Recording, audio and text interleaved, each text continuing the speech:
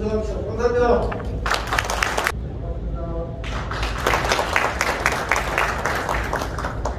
오늘 김영식 님께서 약속해야 되는 우리 박원상 총장님도 계시고 이렇게 또 우리 총장님도 하시고 그랬습니다. 좋은 말씀 또 쓰셔야 되거든요. 감사합니다. 오늘 밤에 국회의원 국민의힘작은입니다. 이 지역 소멸 위기 극복을 위한 지역 상생을 위한 국민에 함께할 수 있어서 매우 깊게 생각합니다.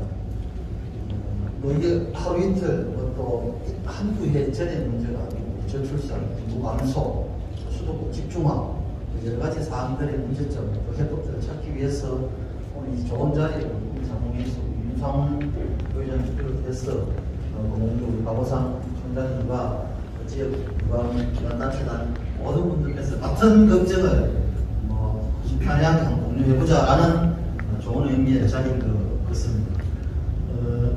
저희들 지역에서 국회의원을 하고 있습니다만 저도 이제 좀 있으면 이제 지역 균형 발전을 위해서 많은 법안들을 지금 고민을 하고 있는 부분들 저도 이제 서울에서 토론회를 하게 될 것인데 지금 우리 윤석열 정부가 인수위에서 특별하게 지역 균형 발전 TF 국가를 팀을 새로 만들어서 지금 우리가 공유하고 우리가 걱정하고 하는 부분들을 정말 이렇게 같이 함께 고민해보자 하는 의미에서 윤석열 정부가 함께 고민을 하고 있다는 말씀을 올려드리도록 하겠습니다. 지금 한 230여 개의 지자체 중에서 지금 지역 위기 소멸을 위기를 느끼는 곳이 한 105곳으로 자꾸 늘어나고 있습니다. 우리 인근의 의성이나 군이나 이래 보자도 지금 보통의 문제가 아닐 건데 예를 들어서 단순하게 어느 한 부분만의 문제는 아닌 거고 이게 지역에서 과연 고민을 해서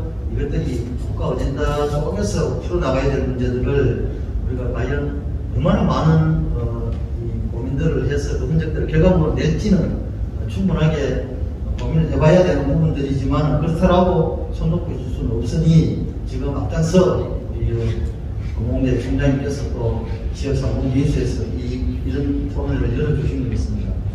진정한 게 민, 관, 산, 학 거기다가 정치권까지 함께 해서 지역 고민을 함께 하는 방향으로 가야 되지 않나 그렇게 생각합니다. 저도 지방의정 활동을 했습니다만 가장 아쉬웠던 부분들이 지금 예를 들어 500억 이상 되는 사업이나 자체적으로 300억 이상 되는 사업들은 여러분들 잘 아시다시피 예비 타당성 조사를 거쳐야 됩니다. 제가 토론회를 거쳐서 지역 균형 발전 가중출도 높이고 그것들을 이 균형 발전 팀으로 전달을 해서 그게 정책적으로 제안이 속에 들어가도록 해서 다른 우리 지역의 소시나 다른 우리 지자체에서 할 수 있는 부분들을 함께 이끌어내고자 지금 조금 작지만 보는 준비들을 하고 있다는 말씀을 드리면서 여기 함께 모이신 모든 분들이 함께 걱정하고 고민하는 이런 부분들을 여기서 좋은 정책들이나 또 좋은 발표를 하시는 분들께서 주시는 그런 말씀들을 저와 영식과 함께 해서 공유하고 정책적으로 혹시 또 도움이 될 부분들을 함께 하겠다는 말씀을 드리도록 하겠습니다. 바쁜 시간 다들 함께 해주셔서 고맙다는 말씀 드리고 저 역시 영식 의원님과 함께 또 우리 지역의 공대와 함께 지역 발전 어떤 속도를 끌어야겠습니다. 감사합니다.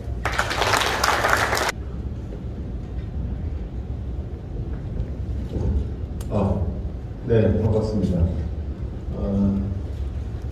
지금 오늘 아마 이 자리가 공공대 총장이 오가지고 특허했었던 적이 있었던가 모르겠습니다. 저도 다른 부서에 특허한 적이 있습니다만 선생님 직접 저과 함께하는 이런 자리가 참 아니라는 생각이 듭니다. 또 오늘 이런 자리를 마련해 주신 우리 지금 현재로 오습니다. 우리 윤조 회장님이나 또 우리 지금 현재 윤상훈 의원님이 함께 계십니다. 정말 감사하는 말씀 드리고 오늘 특감을 해주시는 박원상 총장님 잘 부탁드리겠습니다. 지역을 이끌어가는 핵심 주체입니다. 사실 공공대가 앞으로 지역 주민들과 또 상공인들과의 소통을 하는 그런 자리가 아닐까 생각이 들고 좀 매우 뜻깊다 이렇게 말씀드리고 싶습니다. 지금 얼마 전에 대선이 끝나고 난 다음에 인수위가 좀 가동되고 있습니다. 아마 우리 부장 의원님께서도 인수위 들어가 계시고 저도 들어가 있습니다만 제가 맡은 부분은 시방아가 균형발전이라고 얘기했습니다. 지금 균형발전은 지역이 발전하려고 하면 어떻게 해야 될 것인가 하는 부분인데 지역의 발전의 요체는 대학이 다 이렇게 보고 있습니다. 현 정부, 윤석열 정부는 대학이 지역의 혁신의 주체가 되라.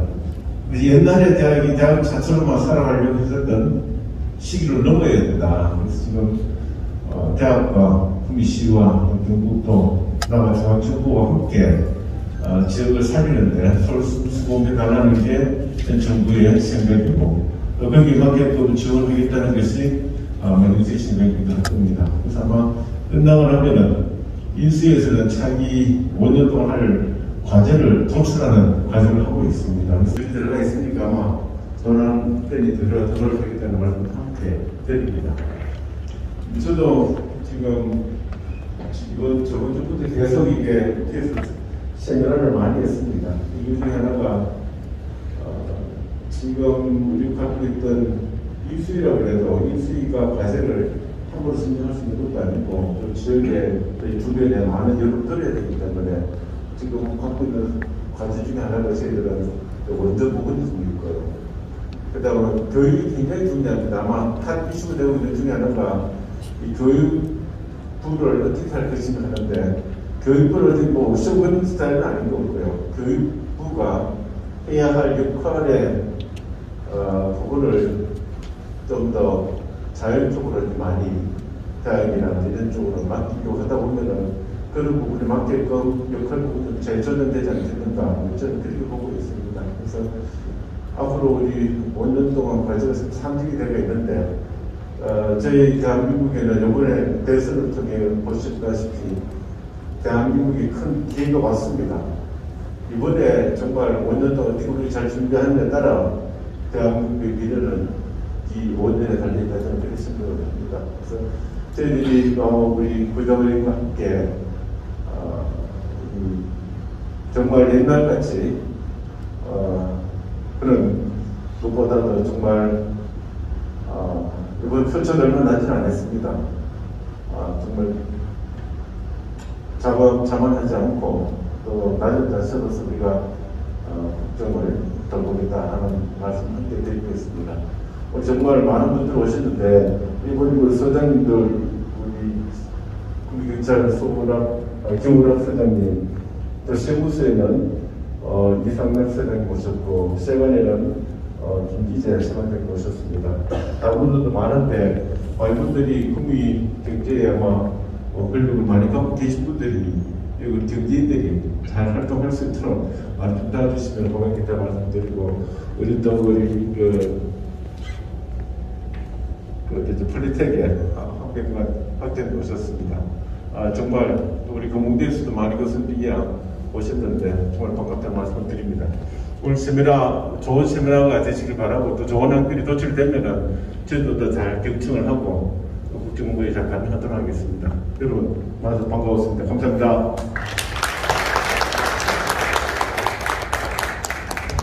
두분 의원님의 축사 감사드리겠습니다. 두 분 약속하신 것들은 다 녹화가 되어 있는 것 같습니다. 오늘 일정상 참석하지 못하신 이철우 경상북도 도지사님께서 축하 전문을 보내주셨습니다. 낭독하도록 하겠습니다. 축하 전문 2022년 지역위기 극복을 위한 지3학연 상생협력 비전 공유 개최를 진심으로 축하드립니다. 참석해주신 지역혁신기관 및 국회의원님, 도의원님, 국립국어공대 총장님 등 내외 여러분께 감사드리며 대학, 지자체, 공공기관, 산업체의 협력으로 지역경제 발전을 이끄는 뜻깊고 의미 있는 소통의 장이 되기를 기원합니다. 2022년 3월 29일 경상북도지사 이철우 감사드립니다. 한 가지 안내 말씀을 드리겠습니다. 기념 촬영은 저희 총장님의 강연과 외부 초청 연세 강연 후에 잠깐의 휴식 시간과 더불어 기념 촬영을 하도록 하겠습니다. 네, 찍겠습니다. 하나, 둘, 셋. 하나. 오케이. 화이팅을 합시다. 화이팅. 하나, 둘, 셋. 화이팅! 큰 소리로. 하나, 둘, 셋. 화이팅! 지4학년 상생협력 비전 공유회에 참석해 주신 여러분께 진심으로 감사드립니다. 예, 지금 뭐 인수위랑 국정이 매우 바쁘신데 우리 국민의힘의 구자근 의원님, 국민의힘 김영식 의원님 참석해 주셔서 너무 감사드리고, 그다음에 오늘 이처럼 소중한 자리 열어주신 국민상공회 이서 윤상현 부회장님과 관계자 여러분께 감사의 말씀드립니다. 오늘 굉장히 많은 분들 오셨습니다. 지역을 대표하는 기관장님들, 그 다음에 산업체 대표님들 오셨는데요.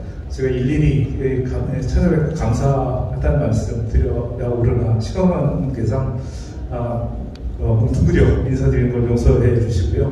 오늘 중요한 것은 제가 말씀드리려고 하는 지역 위기 극복을 위한 지역 상생 비전에 대해서 좀 더 집중해서 말씀을 드리도록 하겠습니다.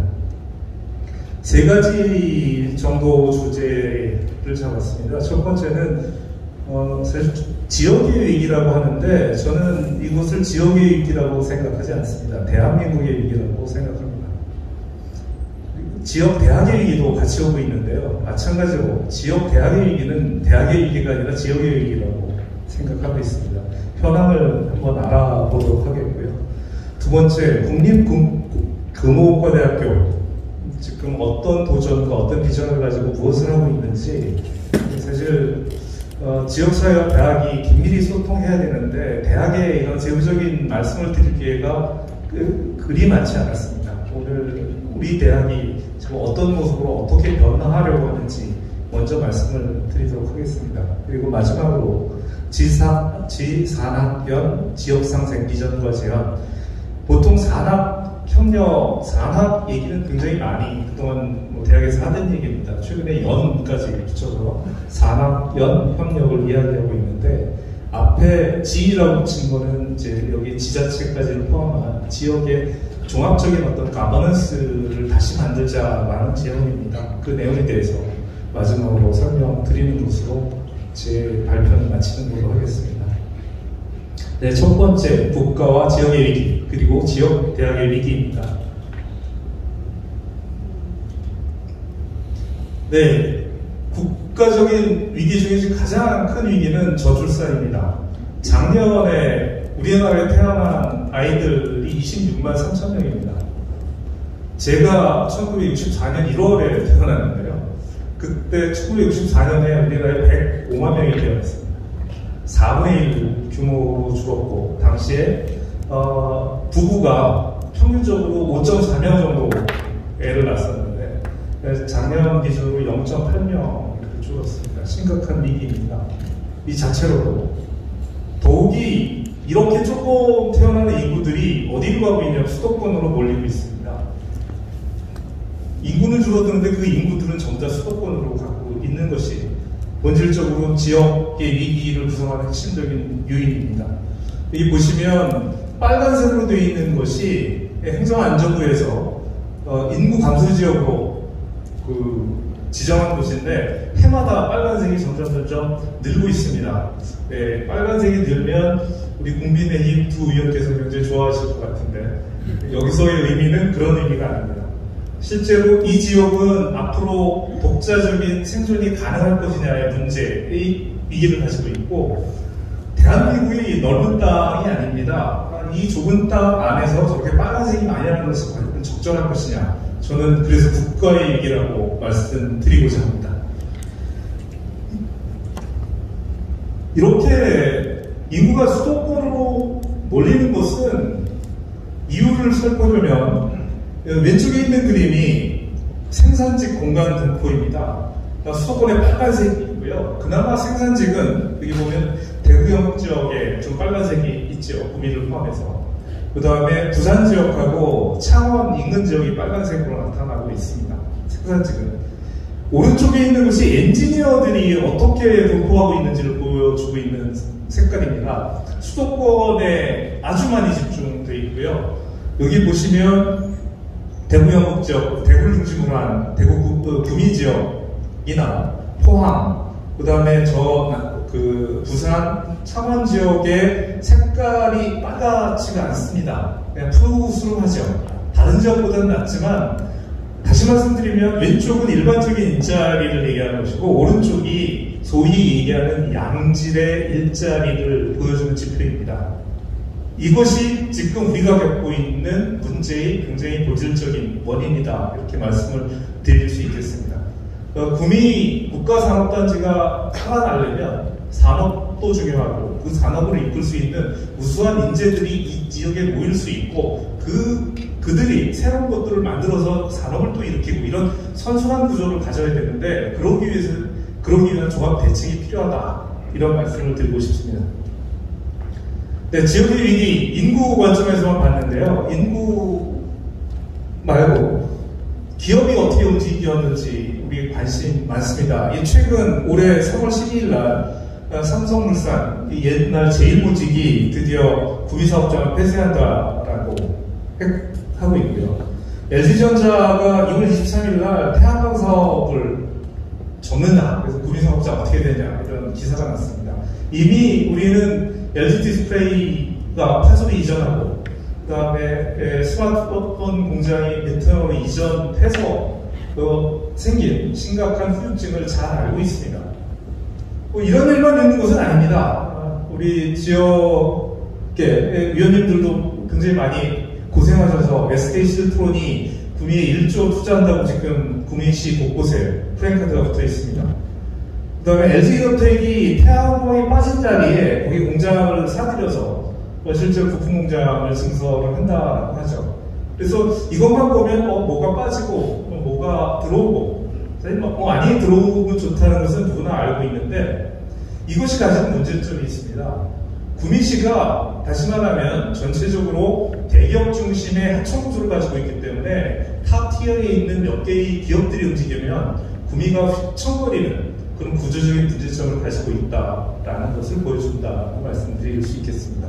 그래서 이런 것들을 가정을 해서 구미 산업의 구조를 어떻게 바꿔야 될 것인가에 대한 심각한 고민이 필요한 시점입니다. 네, 구미에 여러 가지 지표들이 있습니다. 인구, 사실 지금 40몇 명 아래로 점점 최근에 줄고 있고요. 재정 자립도, 고속철도 접근성, 이거 우리 지역에서 굉장히 민감한 문제입니다. 다행히 두 분 의원님도 계시고 최근 공약에 KTX 역사 설치한다고 돼 있어서 이런 것들은 상당히 호전될 것으로 보이고, 고속도로 IC 접근성, 이것도 IC가 추가로 설치되면서 이것도 상당히 호전될 것으로 보입니다만은 중요한 지표들 중에 하나가 사업체가 의외로 경기가 어렵다고 해서 사업체 숫자는 좀 늘고 있습니다. 그런데 두 번째 보시면 종사자 숫자는 2020년, 21년 코로나 여파만 보기는 어렵습니다.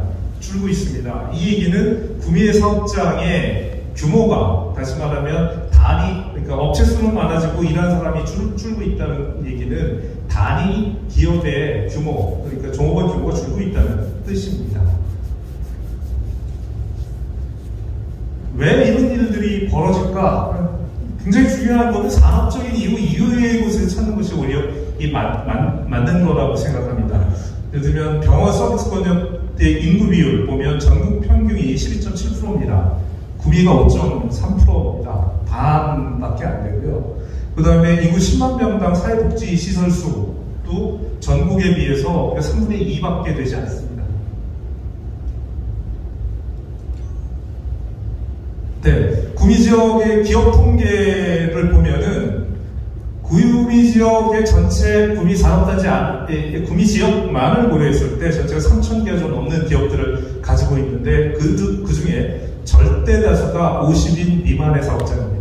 50인 이상의 사업장의 수가 200개 정도에 불과합니다. 그리고 구미 지역 수출이 작년 같은 경우에 296억 불 정도 돼서 좀 상승했다고는 하지만 2013년도에 367억 불을 찍고 나서 사실 그 규모를 아직 회복하고 있지 못합니다. 전체적으로 구미의 현황을 보면 우리가 가진 문제의 핵심은 실제로 대기업 움직임에 따라 구미가 휘청휘청하는 그런 구조를 가지고 있는데, 실질적으로 대기업이 움직이는데 구미 자체가 그렇게 크게 영향력을 발휘하고 있지 못하고 있는 것이 아닌가? 이것이 현재 우리의 상황이다라고 말씀드릴 수 있겠고요. 근본적으로 대기업 하청의 낙수 효과에 의존하던 지역 산업 구조를 바꾸지 않으면, 다시 말하면 지역에서 성장하고 육성된 기업들이 지역의 중추를 만드는 구조로 전환하지 않으면 이러한 문제, 다시 말하면 대기업 위에 있는 N기업들은 언제든지 떠날 수 있고 물론 돌아올 수도 있습니다만은 그것에 의해서 우리 앞날이 좌우되는 이러한 악순환이 반복될 것이다, 이런 말씀을 드릴 수 있겠습니다.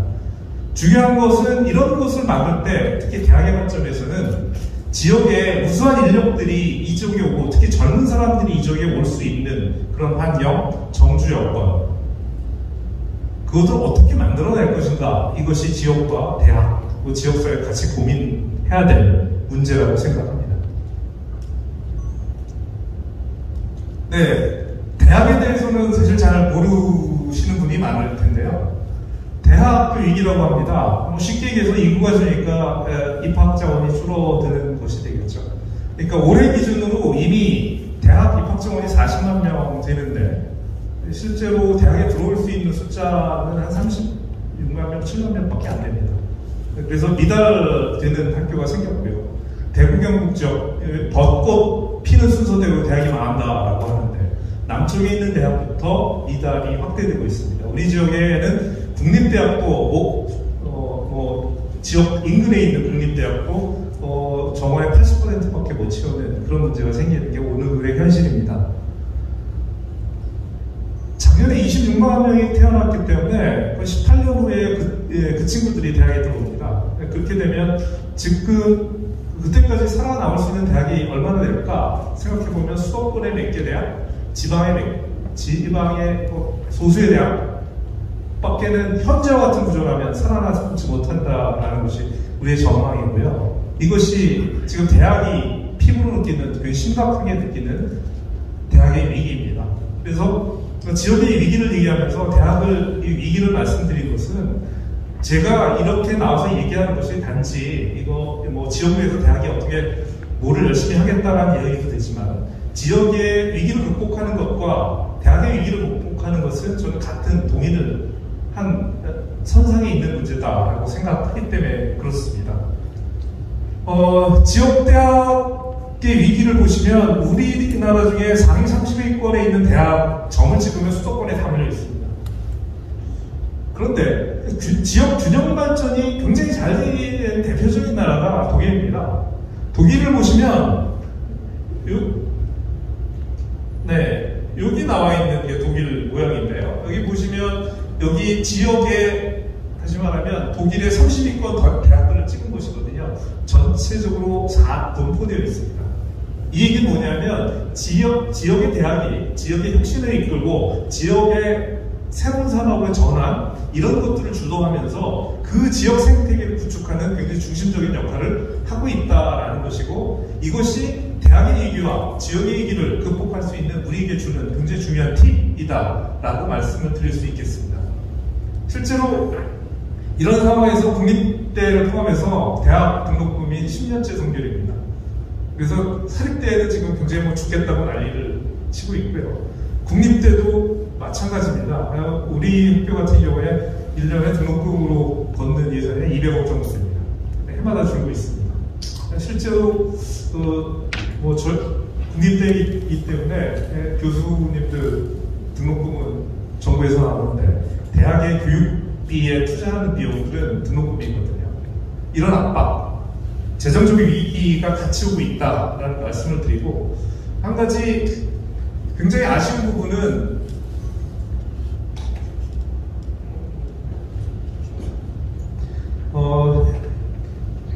아마 대부분의 모르고 계신 내용일 겁니다. 우리나라 1인당 교육비가, 고등교육 1인당 교육비가 초중고등학생 1인당 교육비의 한 80%밖에 안 됩니다.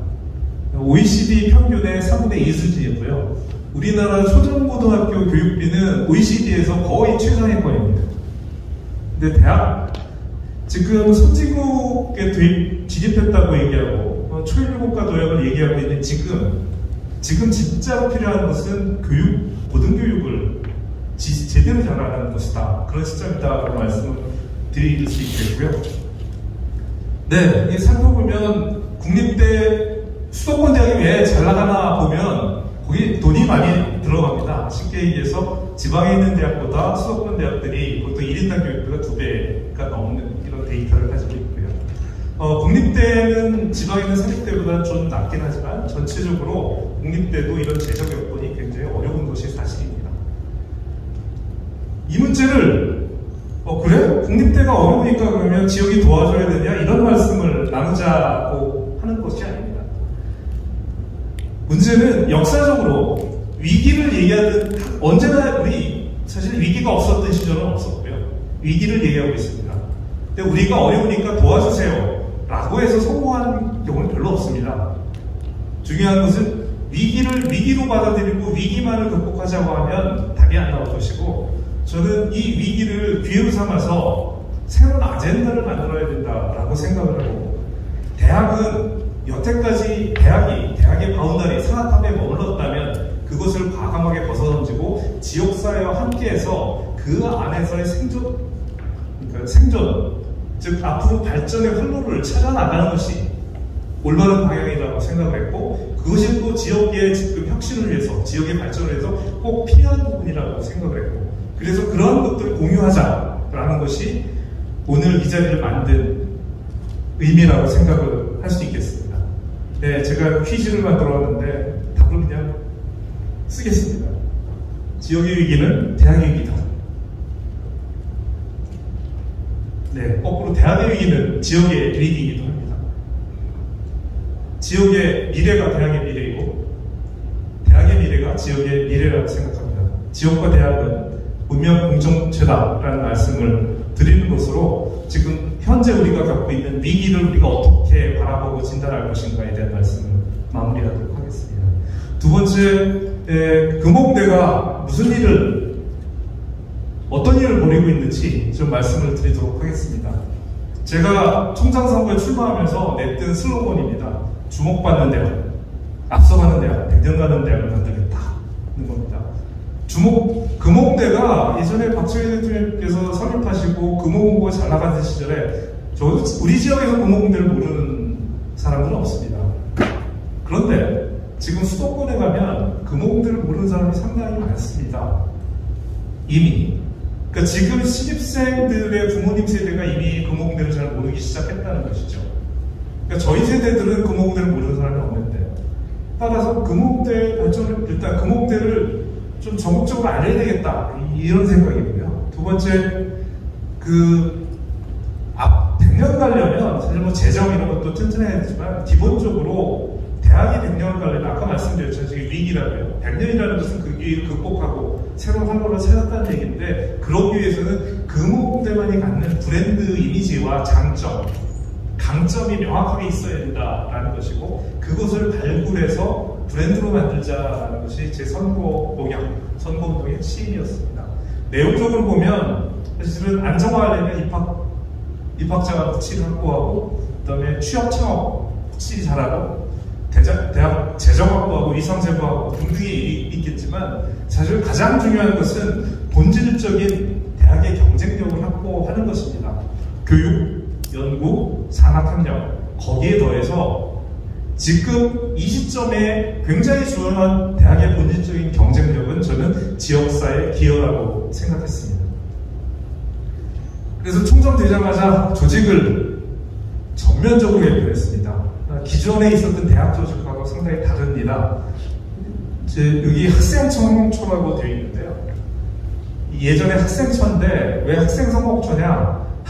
예전 학생처가 주로 하는 일이 학생의 학생 행사 이런 거 하는 것이었는데, 초점을 완전히 바꿨습니다. 학생들이 들어오면 취업할 때까지 이 친구들이 하나하나가 어떻게 역량을 키워서 자기가 어떤 진로를 갖고 싶은데 그쪽으로 취업하기 위한 역량을 어떻게 키워줄 것인가를 종합적으로 관리하는 부서로 바꿨고, 그래서 이름을 학생성목초로 바꿨습니다.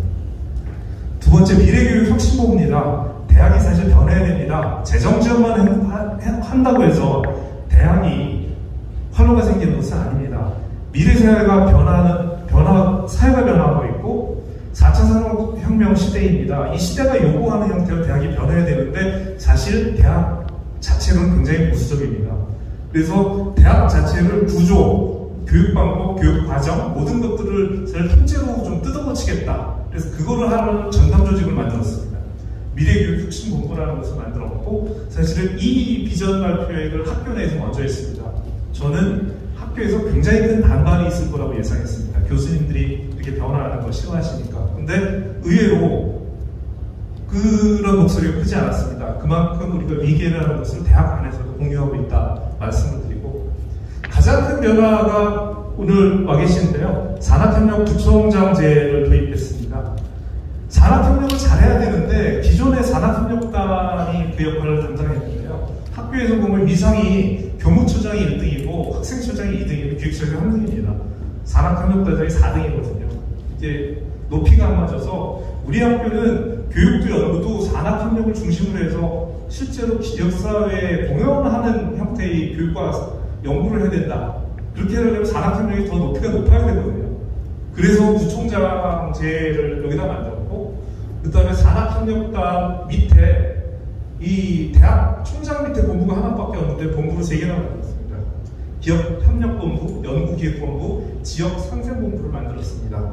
그리고 지역과 함께 할 일이 굉장히 많습니다. 교육연구 말고도 예를 들면 평생교육이라든지 영재교육이라든지 업직자 어린이집, 골프학습관 등등, 그래서 지역과 협력하기 위한 지역협력단이라는 걸 새로 만들었습니다.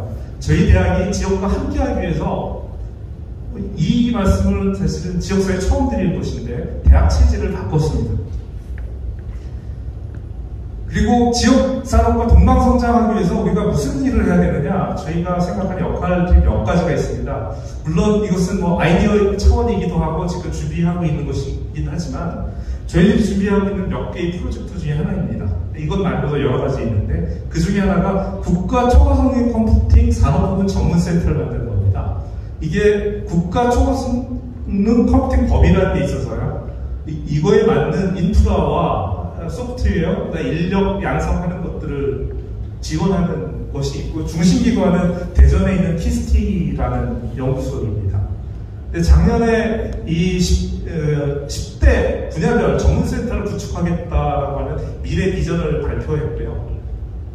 그래서 제가 그러면 산업부문 전문센터는 구미로 바꾸자 라는 생각을 했습니다. 네, 우리 지역에 지금 이게 과기부, 산업자부, 중소기업부 다 붙여 연계 사업에 해당될 겁니다. 구장근 의원님, 유명식 의원님 두 분 계시니까 저는 저희가 우리 지역에서 꼭 해낼 수 있을 거라고 생각합니다.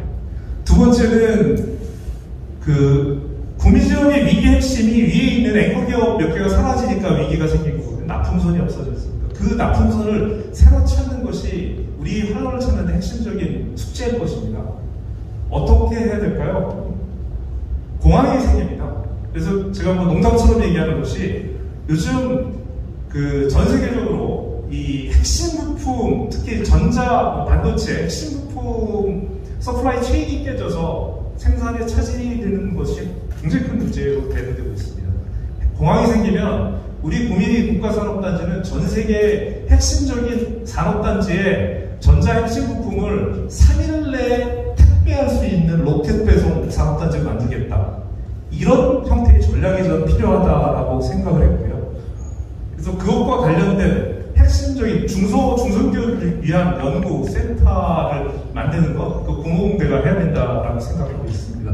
세 번째, 아리백입니다.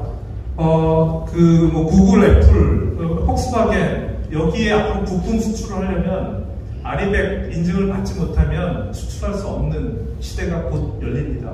지금부터 준비해야 되고, 거기 공공대가 실제로 이 큰 기업들은 이미 대응이 일정 정도 하고 있는데 중견중소기업 독자적으로 하기 어렵습니다.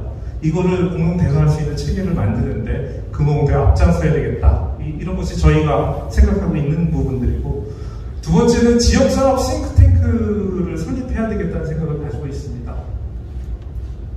사실 부장님께서 아까 예타 말씀도 하시고 했는데, 이런 작업할 때 저희가 사실 전문가, 이 부분에 역량 있는 분 숫자가 지역에 상당히 부족합니다. 그분들을 가장 효과적으로 모을 수 있는 방법이 뭘까? 금호공대를 뽑아야 되겠다라고 생각하고 있습니다. 그래서 금호공대 그 싱크탱크를 만들겠습니다. 두 번째, 지자체 학연관 협의 체계를, 안정적인 협의 체계를 구축하겠습니다. 그동안 안 만난 것은 아닌데 주로 이런 행사에서만 만나니까 실제로 이런 것들을 같이 공유하고 같이 추진하는 동력이 부족했다고 생각합니다. 이런 것들을 논의하고 추진하는 상설적인 협의 체계를 만들자라는 것이 오늘 저의 제안입니다. 네, 지역회생. 그동안 노력을 안 했느냐? 뭐 국가적으로 노력했습니다. 사실 지역균형발전이라는 얘기가 나오는 것이 어제 오늘 얘기는 아닙니다. 그래서 지역에 우수 인재를 육성하고 정주 여건을 개선해서 지역사업 경쟁력을 제고하고 지역 발전시켜서 다시 지역으로 우수 인재가 오게 하고 이런 사이클을 갖게 하자, 이런 얘기는 어제 오늘의 얘기가 아닙니다.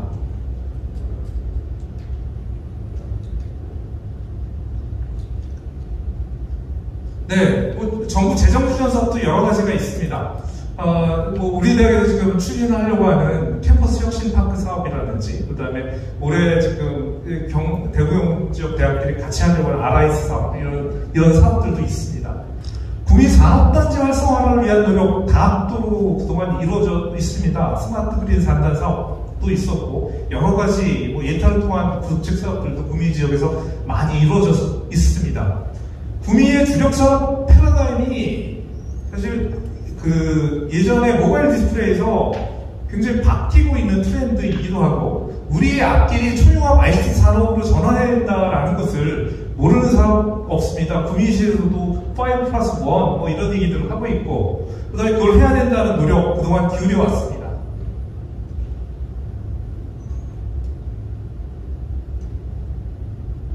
네, 산단 관련해서도 우리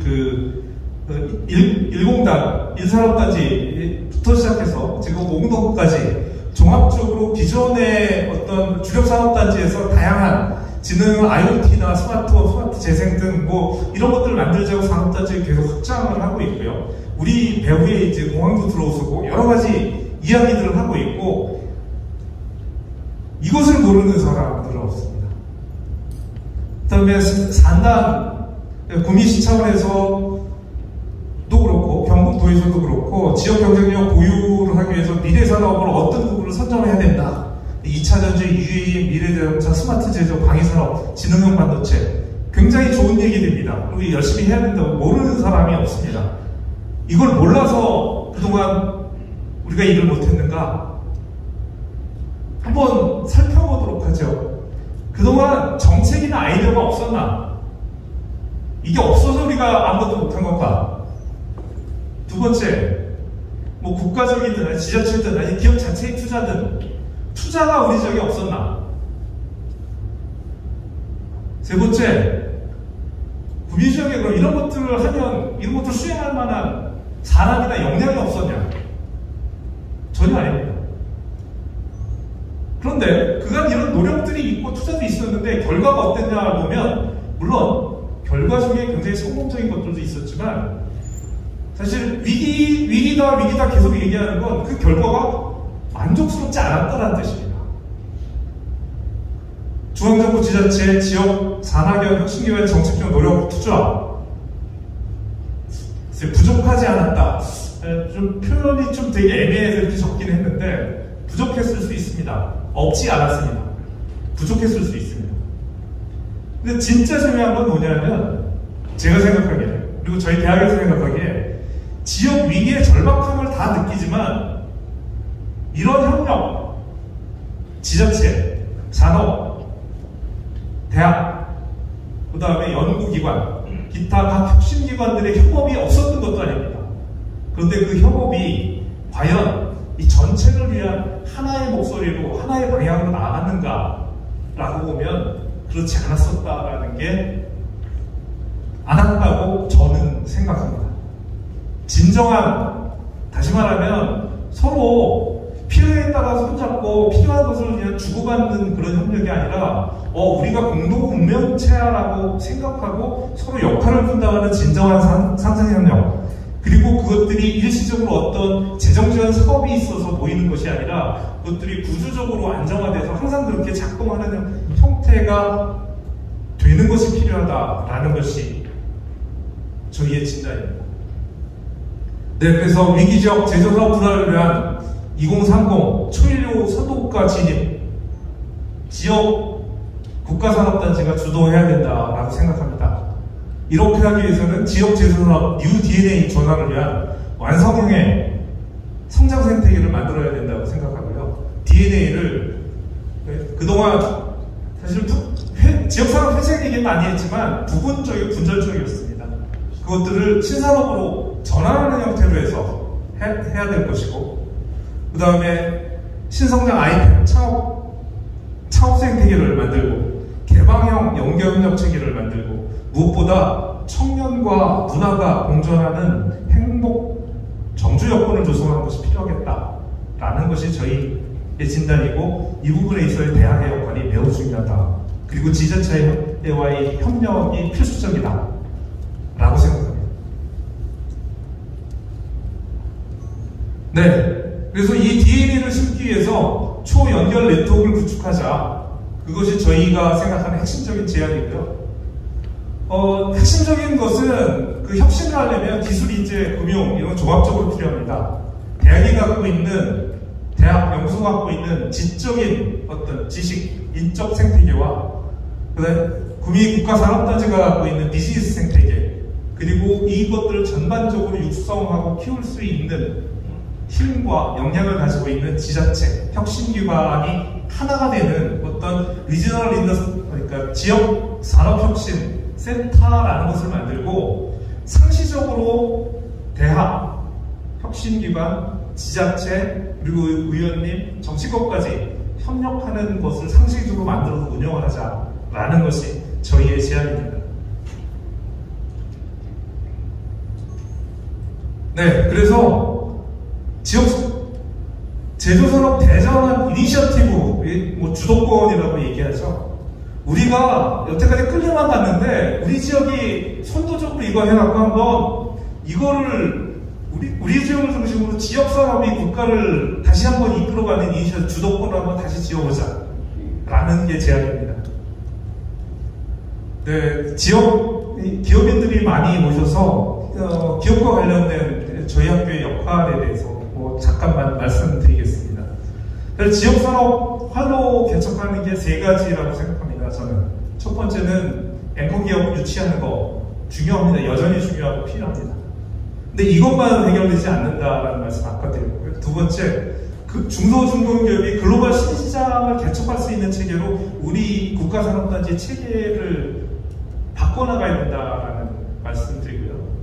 세 번째는 근데 이거를 하려면 구미 중견 중소기업이 그동안 하청구조에서 사실은 미래 기술, 제품을 선제적으로 개발하고 할 수 있는 그런 역량이나 그런 준비가 되어 있지 않습니다.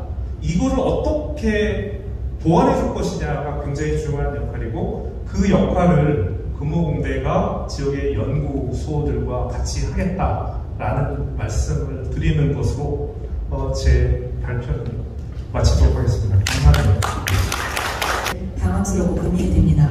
그러니까 미래 전략을 굉장히 시대적 요구에 맞게 잘 수립을 하셨고요. 고심한 흔적이 역력히 나타나서, 그래서 저는 좀 잠깐만 살펴보면서 강의를 시작을 하도록 하겠습니다. 다윈이 자연 선택을 주장한 이래로 한정된 자원을 둘러싼 경쟁은 진화의 가장 중요한 동인으로 여겨졌다. 그러나 진화의 과정에서 경쟁과 함께 중요한 축을 담당해온 협력의 힘은 그동안 철저히 간과되어 왔다. 인류의 역사에서 중요한 혁신들이 일어났을 때 바로 그 자리에서 가장 결정적인 역할을 한 것은 협력의 힘이었다. 지금부터 협력에 대해서 얘기를 해보도록 하겠습니다. 속도가 너무 높고요. 그래서 30년 후에는 모든 시군구, 그러니까 우리 구미를 포함해서 모든 시군구로 확대될 전망이라고 합니다.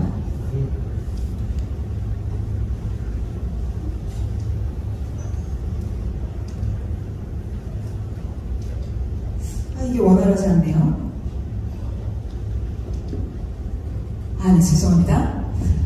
이 그래프도 앞서 보셨죠? 근데 제가 여기서 좀 강조드리고 싶은 건 모든 위기가, 그러니까 저희가 산업정책을 수립하고 전략을 수립하고 이런 일을 꾸준히 진행을 하면서 가장 마지막에 도달하는 결론은 사람입니다, 사람. 그래서 지금 지역소멸의 위기도 이제 사람의 문제고, 지금 우리 총장님께서 만드신 이런 비전도 마지막에는 우리 사람을 어떻게 잘 양성하고 묶어놓고 여기서 성장하게 만드는지에 대한 고민이실 거라고 생각이 듭니다. 그래서 사람의 문제가 이제 저출산, 고령화, 인구 유출로 볼 수가 있잖아요. 근데 이 중에서 저출산이나 고령화는 국가적인 문제니까 이런 부분들은 충분히 고민이 있고, 지역의 측면에서 봤을 때는 제일 고민인 거는 인구 유출이죠.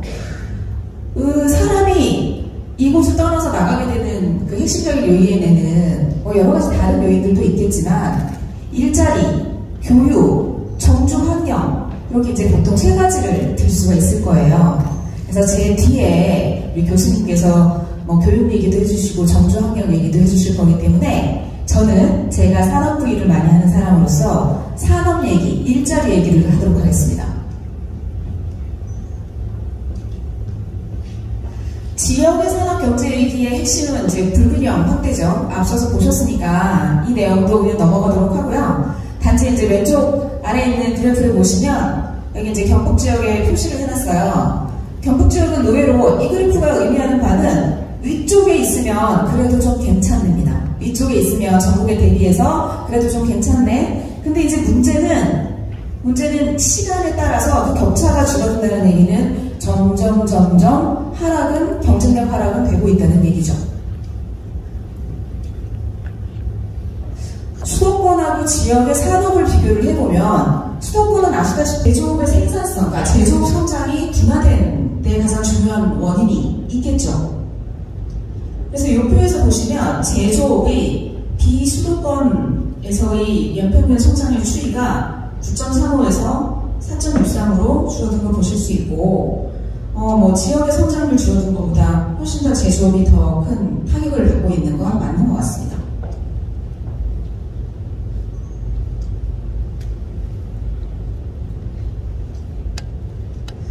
이건 이제 참고하실 자료인데요. 각 우리 시도별로 총부가 가치하고 연평균 성장률 추이를 조금 표시를 했고요. 경상북도, 이게 구미는 또 조사되지 않아서 경상북도의 경우가 이렇게 줄어드는 거를 보실 수 있습니다.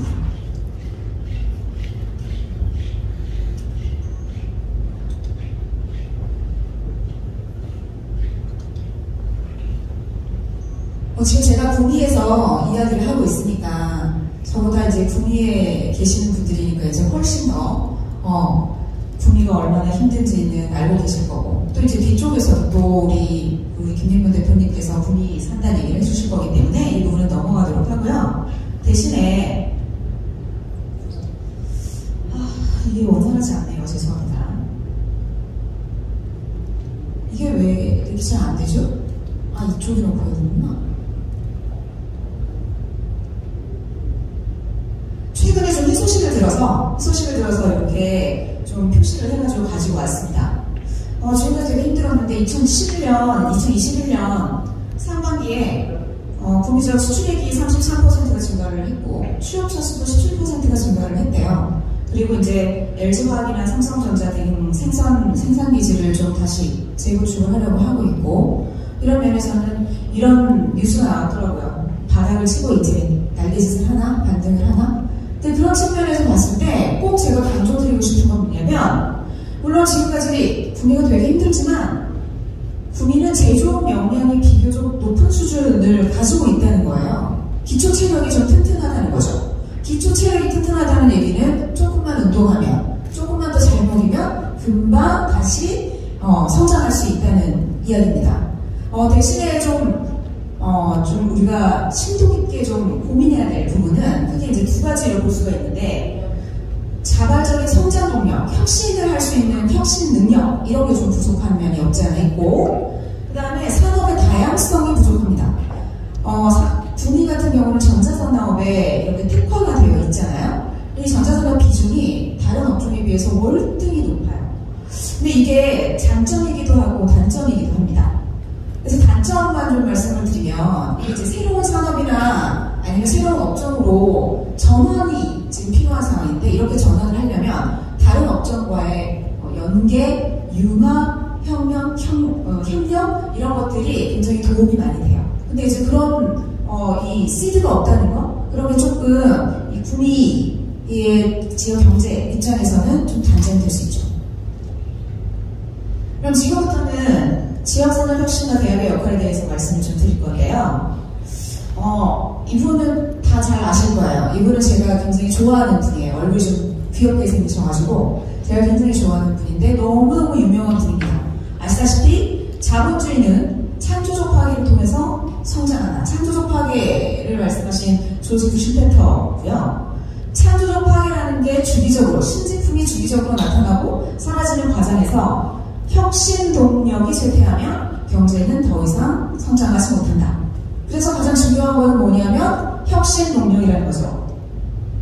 그럼 지역의 혁신 역량을 좀 살펴볼 필요가 있는데, 구미의 혁신 역량이 사실 이 경북의 혁신 역량에 좀 포함이 되어 있기 때문에 이제 경북 데이터를 좀 가지고 왔습니다. 그래서 키스텝에서 조사한 지역 혁신 역량 지수라는 걸 좀 살펴보면 수도권은 21.54고요. 비수도권은 8.68입니다. 수도권 대비해서 40%밖에 안 돼요. 그 다음에 2013년부터 20년까지 7년 동안의 증가량만 봐도 수도권은 6.48인데요. 비수도권은 3.61로 수도권 대비 56% 수준밖에 안 되고요. 경북 같은 경우도 서울과 경기에 비해서는 굉장히 낮다는 것을 보실 수가 있어요.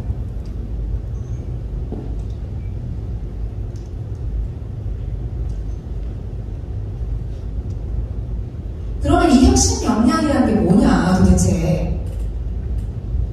혁신 역량에는 굉장히 다양한 요소들이 있어요. 다양한 요소들이 있는데 우리가 이제 대표적으로 이제 손가락 안에 꼽는 그런 요소들을 살펴보면은 기술이 있어야 되고요. 기업에는 기술이 있어야 되고 인재가 있어야 되고 인프라, 네트워크, 자본이 필요하죠. 이 중에 많은 부분을 누가 공급을 해줘야 되냐면 여기는 지역 대학이 공급을 해줘야만 합니다. 먼 곳에서 온 게 아니라 지역사회에서 착근하고 있는 지역대학이 해줘야 되기 때문에 지역대학의 역할이 굉장히 중요합니다. 그래서 혁신 역량이 공급이 되면 우리 앞서도 우리 총장님이 만드시는 슬라이드에도 있던데요. 이렇게 선순환 구조가 만들어지죠. 기업이 좋아지고요. 일자리가 많아지면 사람이 들어오고 경제가 성장하고 다시 지역대학이 강화가 되면서 역량 공급이 또 이루어지는 거죠. 그래서 이런 선순환 구조를 좀 만들어줘야 그래야 이제 자연스럽게 지역 경제가 잘 돌아가는 성장의 이 루트로 들어오게 되는 거죠. 이때 중요한 게 누구다? 이때 중요한 게 지역 거점대학이 지역 혁신의 구심점과 플랫폼 역할을 해야 된다는 거죠. 그래서 제가 이 얘기를 하려고 했거든요. 근데 이 얘기를 총장님께서 벌써 다 하셨어요. 이렇게 하시겠다. 그래서 저는 이 얘기는 안 하고 그냥 넘어가렵니다. 간단하게는 지역사회에 착근해야 되고 혁신 역량 공급 기관이 되어야 되고 그리고 일방적 소통이 아닌 네트워크 플랫폼이 만들어져야 한다.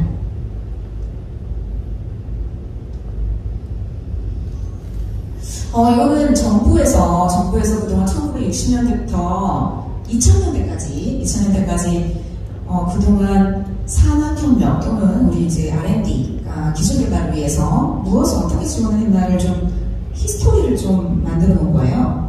그래서 시간이 되면 좀 자세히 설명을 해드리면 좋겠지만 시간이 부족한 관계로 핵심적인 내용을 말씀을 드리면 1960년대도 산학 공동협력 연구를 해야 된다고 했어요. 60년대. 그리고 2000년대에도 신산학협력 추진을 천명을 했어요. 이때도 산학협력을 해야 한대요. 60년대부터 우리가 이제 기술 개발을 하기 시작했는데 그때부터 산학협력 얘기를 지금까지도 하고 있습니다. 그리고 이제 지역에 아까 우리 총장님께서 말씀하셨지만 여러 가지 이제 지역 정책들이 많이 있어 왔고 그리고 이제 지역 정책들이 좀 변화하고 있거든요. 그래서 여기서 변화상을 조금 보여드리려고 그래요. 그러니까 2013년부터 2018년까지 산업부에서 농진청까지 우리 이제 국가균형발전과 지역산업 육성을 위해서 이렇게 많이 투자를 하셨어요.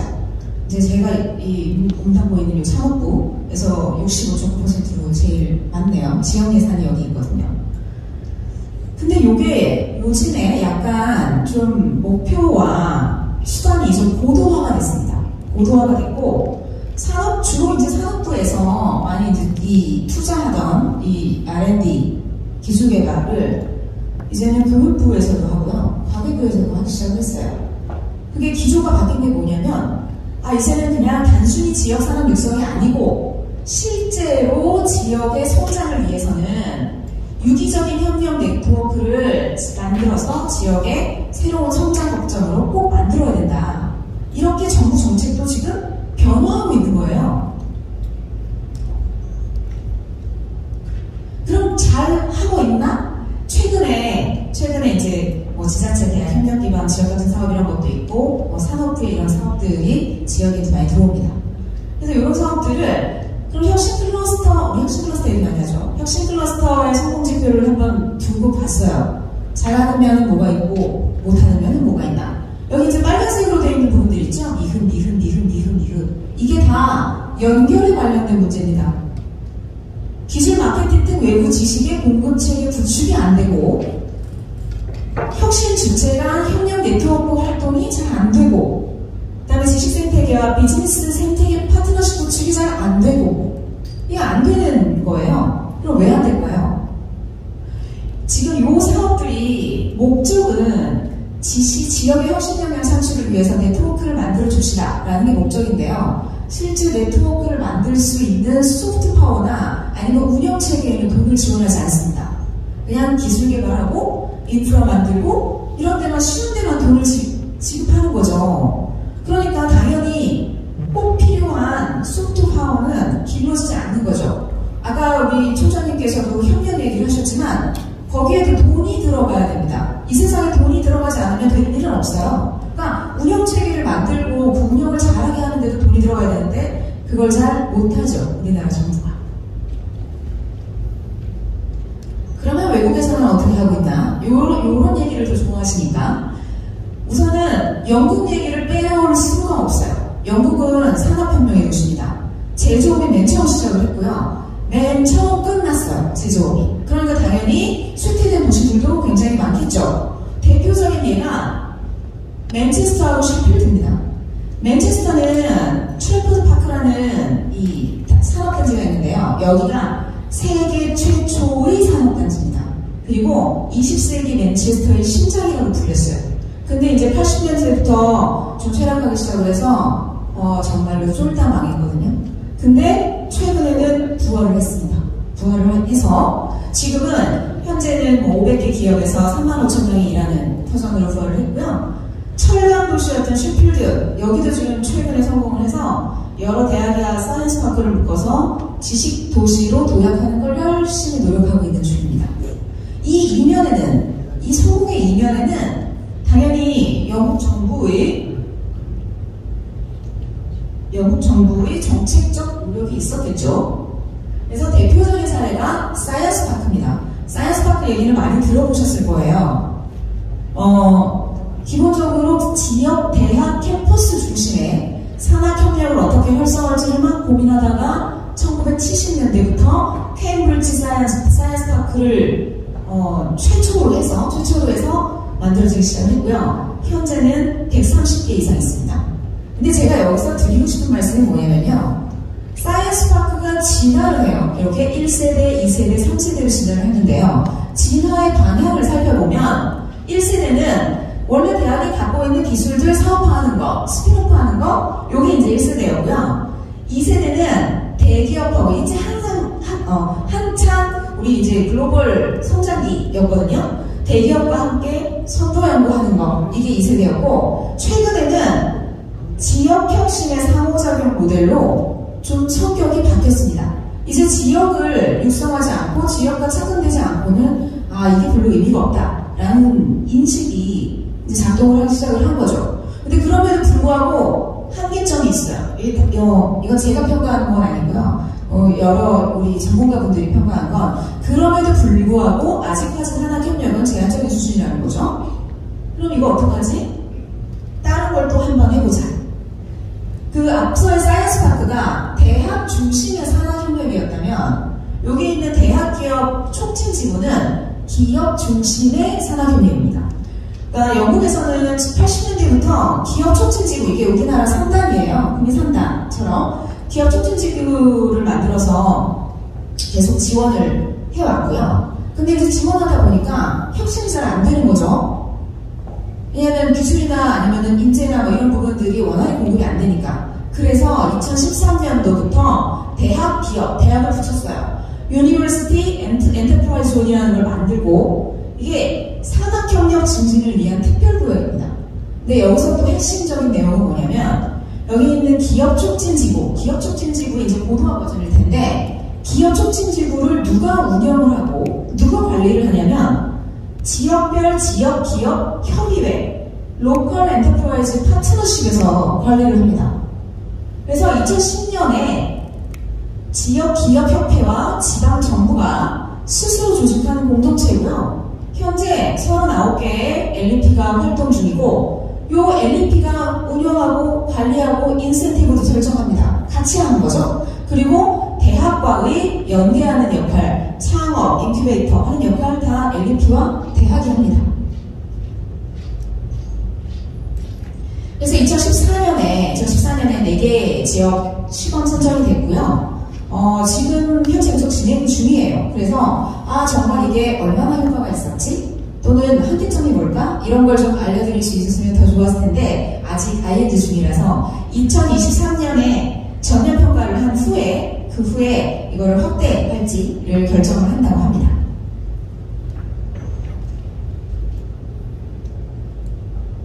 지금 두 가지 사례는요, 정부에서 주도한 사례였어요. 영국 정부에서 지역의 성장을 위해서 이런 일을 해봐야 되겠다.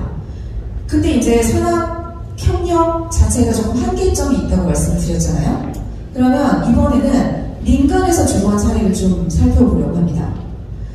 민간에서 주도한 사례가요, 사실 생각해보면 훨씬 더 효과적입니다. 더 잘 운영도 되고요. 그래서 이렇게 지금 그 6가지 사례를 제가 가지고 왔는데요. 요 6가지 사례 모두 추진 주체가 대학과 기업입니다. 동시에. 대학과 기업. 요건 아니네요. 요거 빼고요. 그 다음에 이제 협력 대상이 대학 기업 연구소 등등이고요. 그 다음에 이제 중점 산업을 그러니까 잘할 수 있는 부분을 중점 육성을 하되 대학과 기업의 협력 체계를 기반으로 해서 이런 플랫폼을 운영을 하는 거죠. 여기서 대표적인 사례 2가지만 말씀을 드릴 건데요. 우선 미국 같은 경우는 미국은 아메리카는 자유의 나라잖아요. 민간 기업의 힘이 굉장히 센 나라예요. 그래서 미국이 이제 제조업을 다 밖으로 나가고 나서 제조업 공동화가 생겼죠. 이때 오바마 대통령이 제조업 르네상스라는 정책을 들고 나오고 거기에 핵심이 Manufacturing USA입니다. Manufacturing USA는 산업계, 학계, 연방, 정부기관 파트너를 묶어서 네트워크화시키는 거고요. 목적은 산업 공유 자산을 축적을 하고 인재를 확보하는 게 목적입니다. 그래서 왼쪽에 보면은 이 네트워크, 이게 지금 16개가 있거든요. 각 이제 연구소, 그러니까 Manufacturing USA의 핵심 기능은 제조혁신연구소가 담당을 하는데요. 제조혁신연구소의 그 분포를 이렇게 보여드리는 거고요. 제조혁신연구소의 모델을 보여드리는 거예요. 제조혁신연구소를 중심으로 해서 대학교도 협력, 그 다음 스타트업이나 대기업도 협력을 하고, 그 다음에 정부도 협력을 해서 정부에서 돈을 좀 지원을 하죠. 그래서 여기서 같이 공동연구도 하고 프로세스도 개발을 하고 그리고 같이 공유를 하는 겁니다. 제조혁신 네트워크가 현재 이제 16개가 운영이 되고 있고요. 2025년까지는 45개로 확대할 예정이고, 그 다음에 보잉이나 GE, 럭키드 마틴 같은 그 미국 기업들이 굉장히 많이 여기 포진해 있습니다. 그리고 이렇게 돼 있어요. 각 연구소마다 특징이 있고 다 연구 주제들이 있고 잘하는 분야겠죠. 여기에 기업들이 다 참여를 하게 되어 있고요. 이 참여하는 기업들은 멤버십 페이를 냅니다. 굉장히 자발적으로 자기네들이 필요에 의해서 참여하거나 또는 만들었기 때문에 굉장히 잘 돌아가고 있어요. 이건 제주혁신연구소의 대표 사례인데요. 시간 관계상 넘어가도록 하겠습니다. 얘는 영국의 AMRC인데 앞부분에서 이제 셰필드 얘기를 잠깐 설명을 드렸고 사이언스 파크 얘기도 말씀을 드렸잖아요. 근데 이제 사이언스 파크는 우리 제가 말씀드린 것처럼 어떤 관이 주도하는, 정부가 주도하는 거였다면 AMRC 같은 경우는 보잉 그룹이 셰필드 대학하고 그냥 자기네들끼리 만든 거예요. 만든 연구소입니다. 그래서 여기에는 보잉, 에어버스, 롤스로이스, 그다음에 지역의 중소기업까지 140여 개 회사들이 첨단 기술을 개발하고 프로세스를 개발하고 뭐 이런 일을 하고요. 중점 분야를 중심으로 해서 이제 보잉이 항공 쪽이니까요. 저희 이제 항공 분야에 중점 분야를 중심으로 해서 산하견이 플랫폼으로 직접이 돼서 운영되도록 설계가 되어 있어요.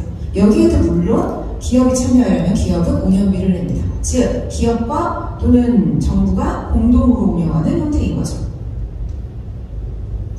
앞서 이제 설명드린 사례들이 관에서 주도한 또는 민간에서 주도한 어떤 협력 모델들에 대해서 이제 보여드렸다면 이번에는 그러면 성공 사례 지역이 그런 것들을 베이스로 해서 성공한 사례를 간단하게 정리를 해봤어요. 시간이 좀 있으면 좀 이야기처럼 들려드렸으면 좋겠는데 시간이 없는 관계로 미국, 스웨덴, 스페인, 독일인데요. 여기 이제 빨간색으로 표시를 해놨습니다. 제주혁신 네트워크, 뭐 HDR, GR, 요게 이제 협력 단체 이름이에요.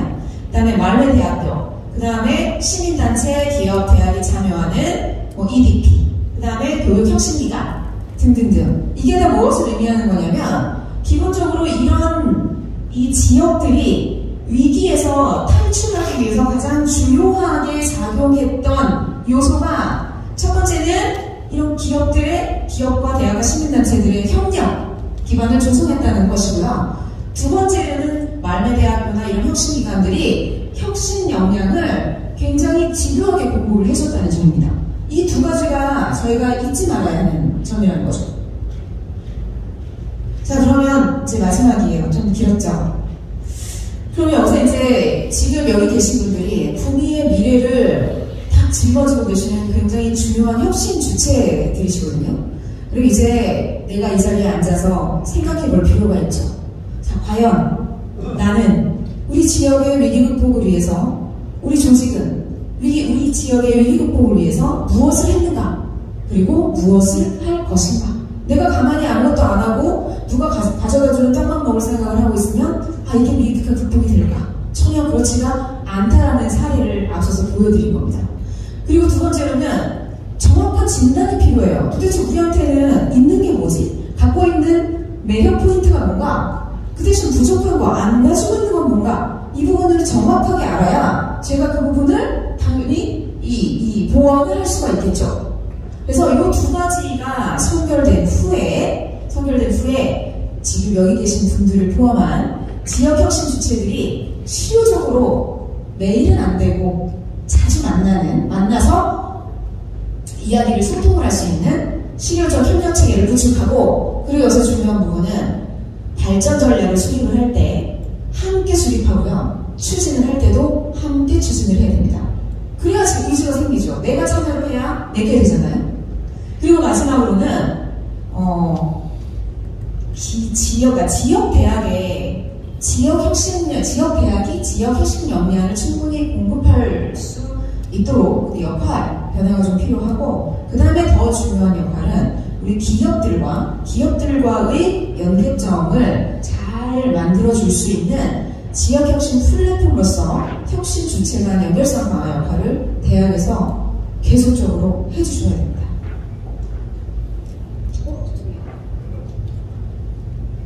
에필로그를 하고 넘어가려고 했는데 감사합니다라고 바로 넘어갔네요. 이건 이제 마무리 마지막 장이고요. 제가 이제 역사나 이런 것도 되게 좋아하는데 자연사적 관점도 그렇고 역사도 그렇고 흥망성쇠, 국가가 항상 일어났다가 쇠퇴하는 건 너무나 당연한 거고요. 산업도 마찬가지입니다. 그러니까 지금 우리가 위기에 봉착하였다 하여 이게 끝은 아니라는 거죠. 너무 두려워할 필요도 없고 너무 불안해할 필요도 없다는 거예요. 대신에 우리가 잘 이 위기를 극복하고 적응해 나가면 한 단계 더 진화를 할 수가 있겠죠. 그래서 그런 의미에서 우리는 혁신 역량 강화, 협력을 통해서 우리 지역이 회복 탄력성을 충분히 가질 수 있도록 그렇게 성장할 수 있도록 노력을 해야 되고요.